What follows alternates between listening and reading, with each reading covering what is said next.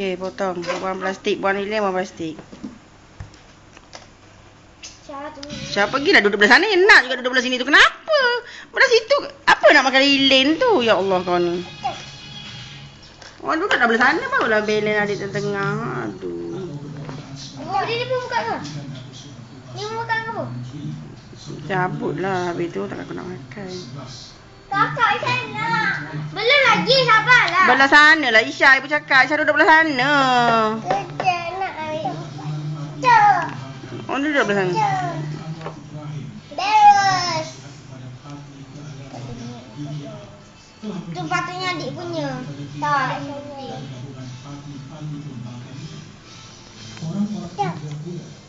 Tunggu. Belum. Ya dah. Okey, belah dengan kakak. Pegang kakak tangan dia. Pegang. Potong. Potong dengan kakak. Cepat. Kakak pandai. Ha, sama-sama.